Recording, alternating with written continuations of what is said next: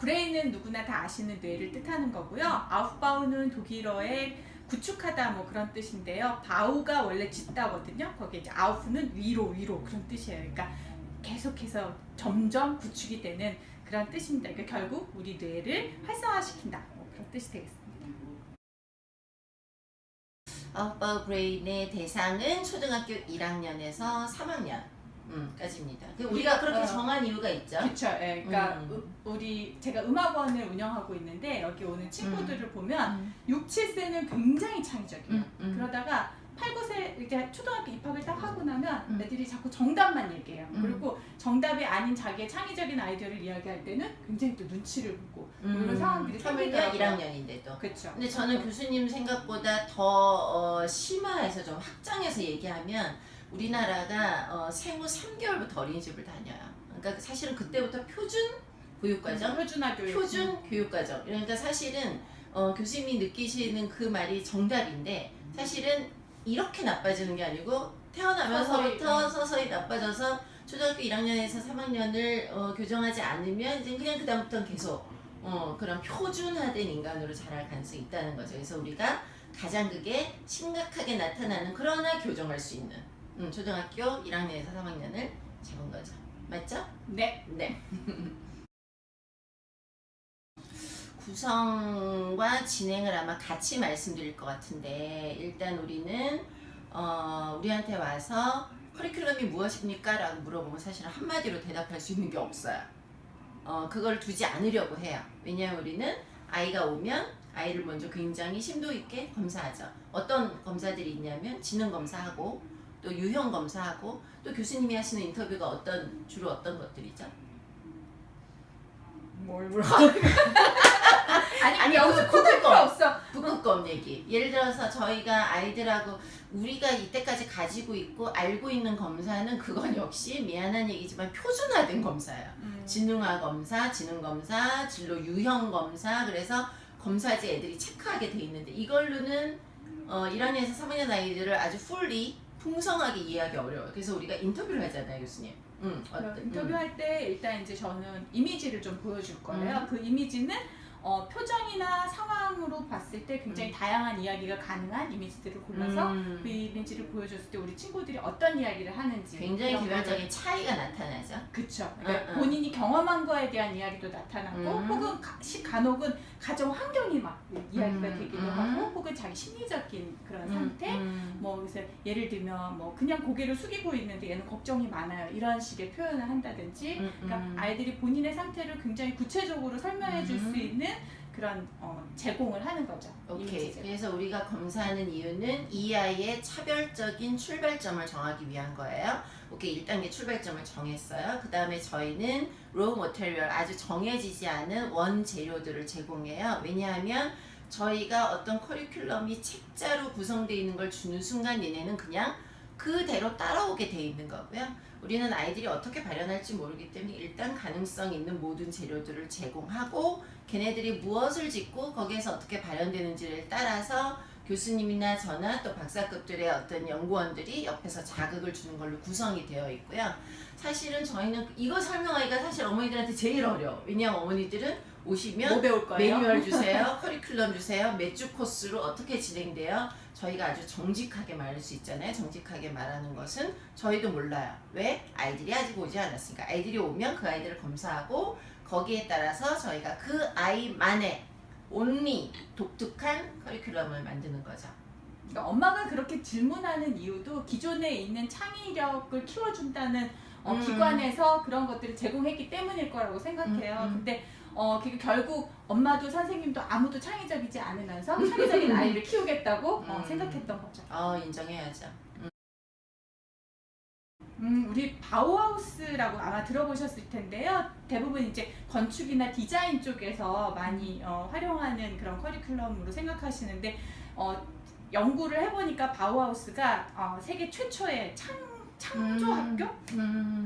세계 최초의 창조학교? 뭐 이런 개념이었더라고요. 그래서 거기서 사용했던 그 초기 그 커리큘럼을 한번 도입을 해봤어요. 거기서 이야기하는 것들은 여러 가지 재료, 지금 뭐 예를 들면 나무, 돌, 뭐 금속, 유리, 패브릭, 뭐 심지어는 색, 톤 이런 것도 들어있어요. 그래서 이런 것들을 아이들이 다루면서 어떤 생각들을 하는지 그 재료를 가지고 할 수 있는 것들이 뭔지를 스스로 찾아내게 하는 것, 그런 과정도 저희 포함을 시켜보려고요.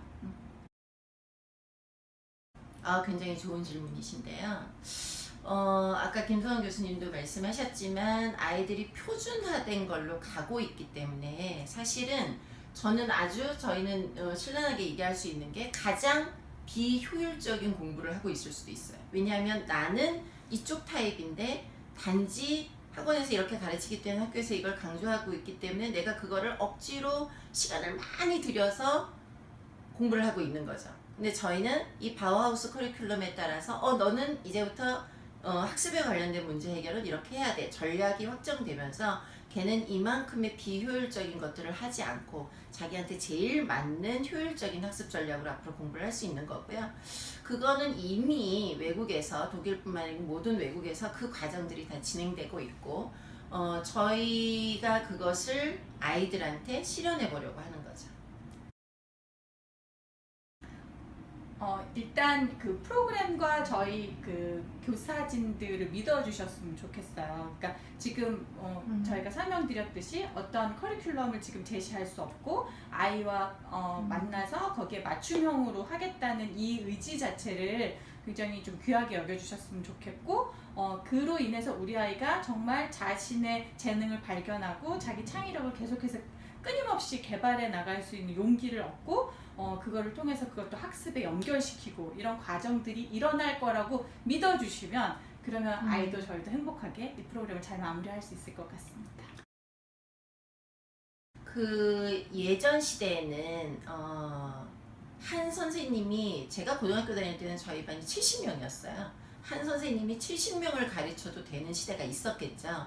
그리고 한동안은 저희가 1대1 혹은 1대 소수 이런 게 집중되는 시대였고 사실 지금 필요한 교사와 아동의 어떤 비율은 아이 한 명에 교사 여러 명이 왜냐면 아이가 워낙 가능성이 많고 유전자적으로 훌륭하기 때문에 그거를 가르칠 수 있는 선생님들이 많은 구조여야 되는데 저희는 그런 구조를 좀 따라가려고 하는 거고요.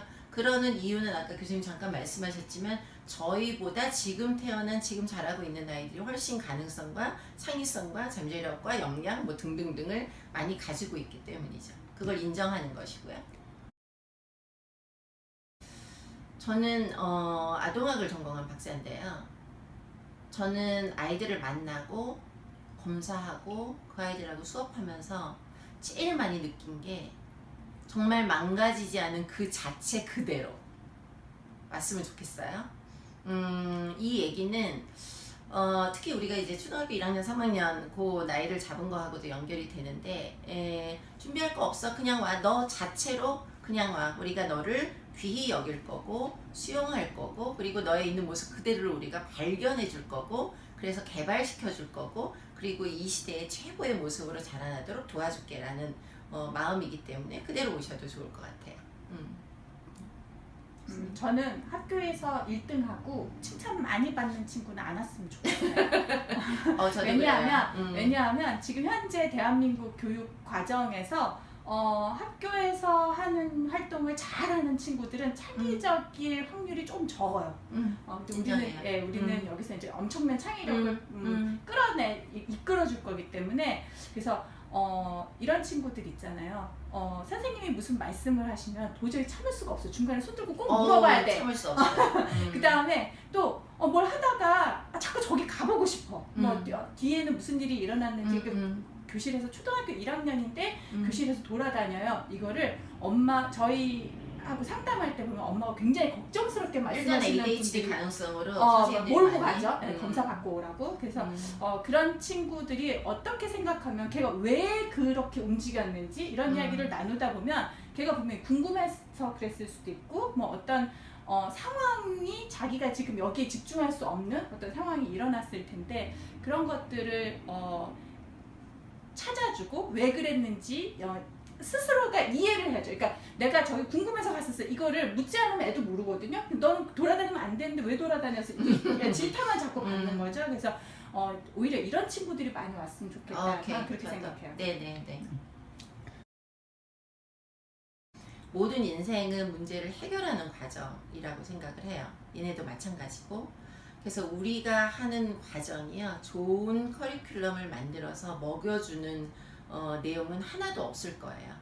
아이들이 문제를 우리한테 쉽게 얘기할 수 있고, 그럼 그 문제를 같이 찾아가 보고, 그래서 결국은 해결하는 지점까지 도달하는, 그러면 저희 아웃바우 브레인을 경험한 아이들은 이후의 성장 과정에서도 어떤 문제를 만나든지, 뭐 그게 뭐 학습의 문제든 아니면 자기의 진로를 개발하는 문제든 아니면 자기의 어떤 나아갈 방향을 찾는 문제든, 그 문제 가운데 스스로 무엇이 문제인지 분석하고 또 조사하고 탐색하고, 그래서 문제를 해결하는 그 과정을 굉장히 자신 있게, 요즘 아이들이 굉장히 자신감과 그런 데 문제가 있기 때문에 이는 자신 있게 스스로 해 나갈 수 있을 것이라고 기대하고 사실은 믿습니다.